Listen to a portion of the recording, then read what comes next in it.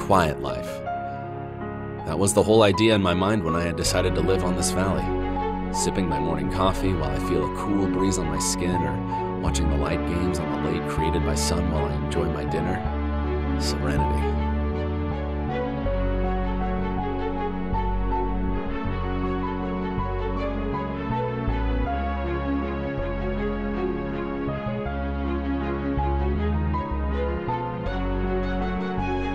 You may think, what one might ask more from life? One morning, after 9 years away from the civilization, that is exactly the question that drove me to the roads.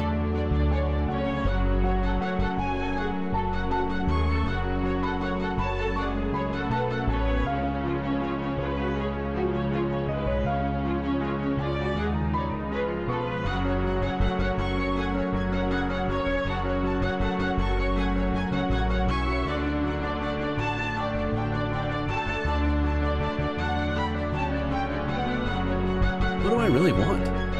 Why did I wait until this time? What is not enough for me now? As I move between the high mountains, dozens of different questions passing through my mind. After all, do I have the courage to return to the town I was born in?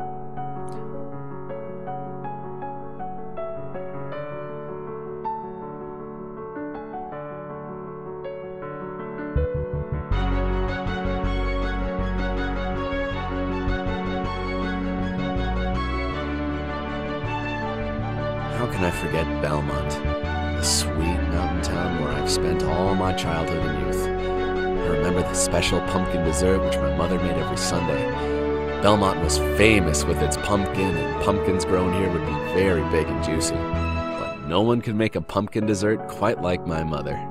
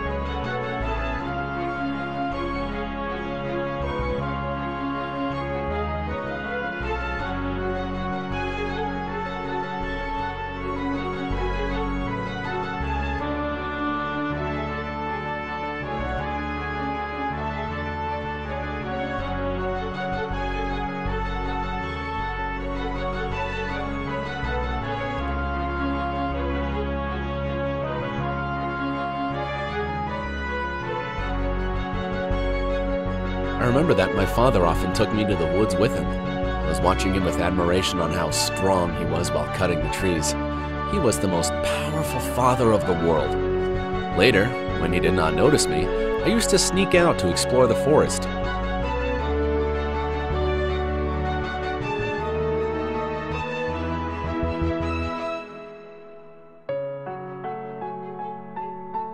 The forest was so big and lively. It feels like there were treasures and mysteries waiting to be found at every corner. But I should still be careful though, because my father said that if I go into the forest too deep, the horrible monsters would eat me.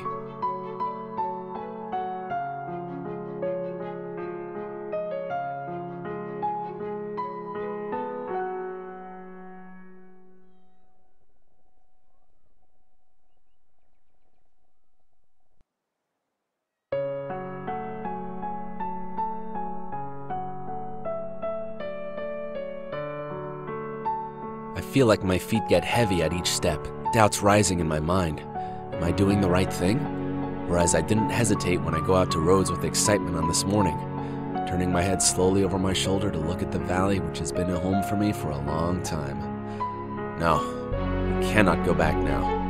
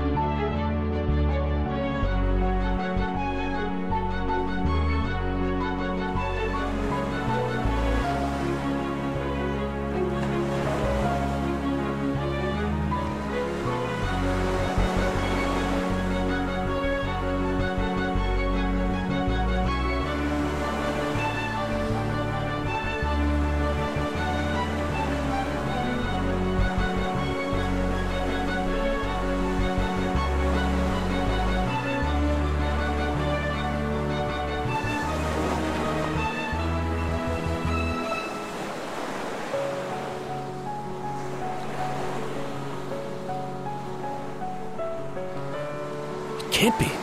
It's a warg.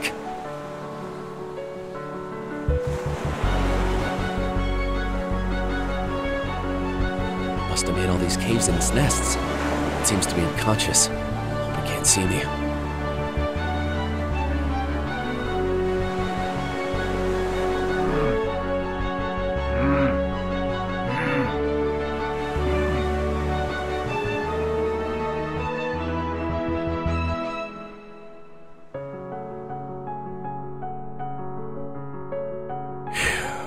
That was close.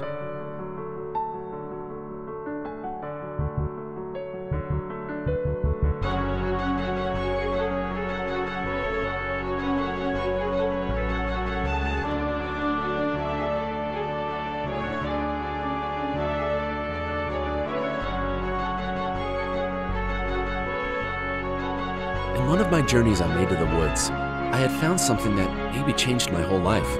Something even more beautiful than the brightest of treasures. A girl, rushing through the trees with her green hair and cheerful voice that reflects all of nature's vitality. She had not noticed me, and she was chasing a squirrel. She was almost my age, but she did not look like any girl I'd seen in the town before.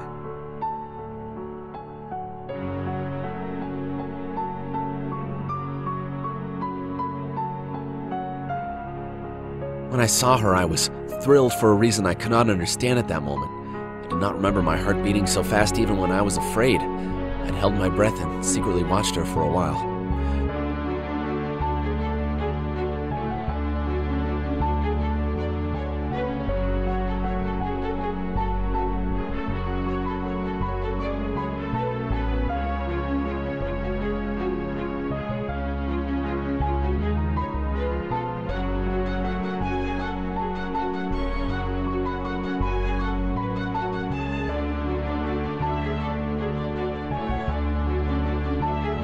She caught the squirrel she was chasing and took it into her hands.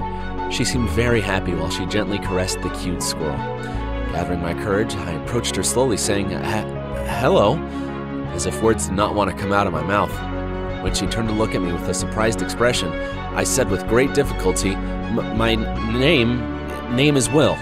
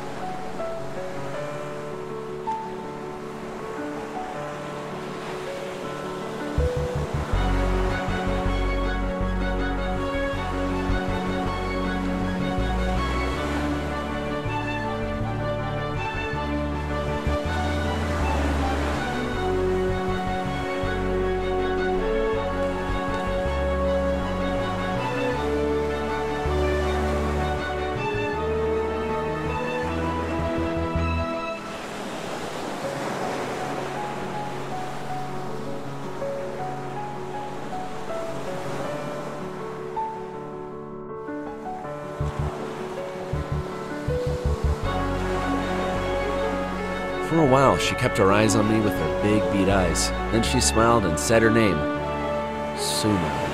As she was talking, it felt like I was traveling through another dimension.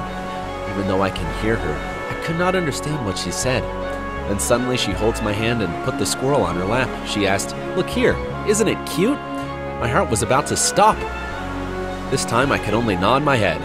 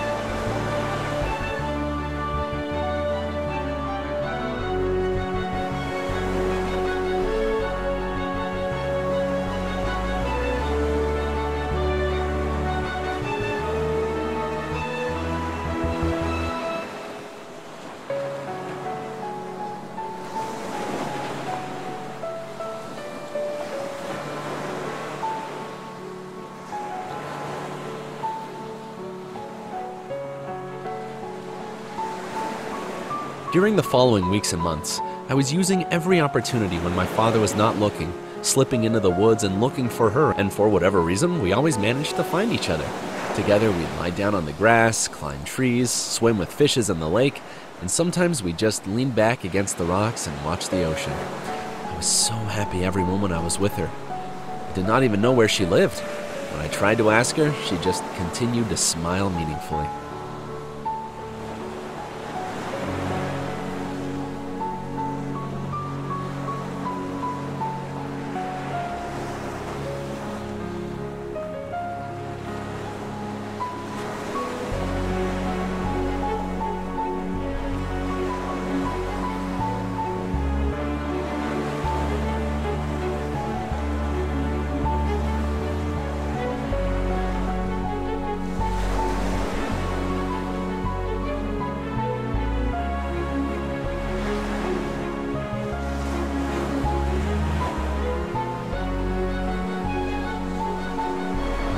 I remember this column that rose menacingly from the sea. I was just a kid and was out of Belmont for the first time. I wonder when I saw the glowing eyes of the dragon which wrapped around the column tightly. I cried and ran to my mom.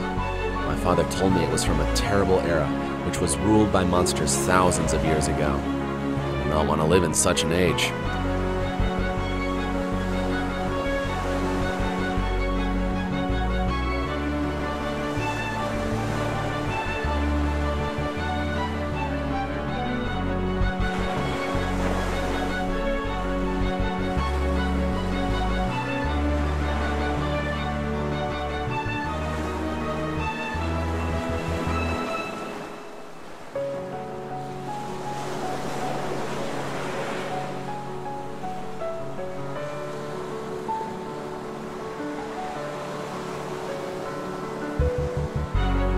This mountain road will take me straight to Belmont.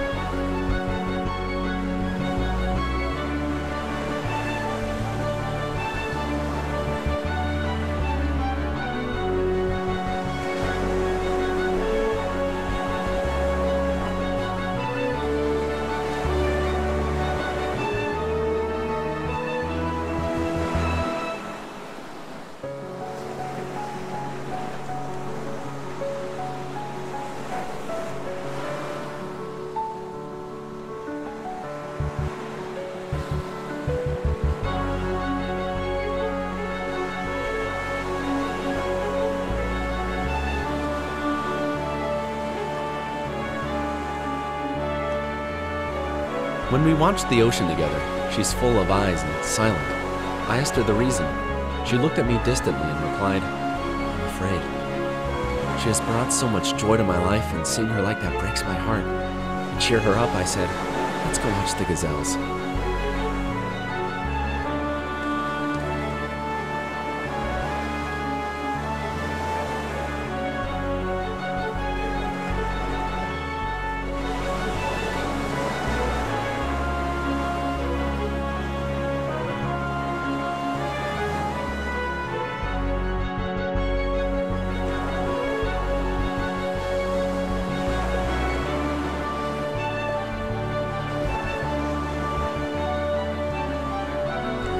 The seasons were chasing each other. The Belmont town was growing more each day. Of course, I was too. Suna was still the same, as young and stunningly beautiful as the day I first saw her. The past years have never changed our friendship. Every time she saw me, she smiled at the same warmth, and I felt the same excitement every day I saw the beating eyes of hers shining with life.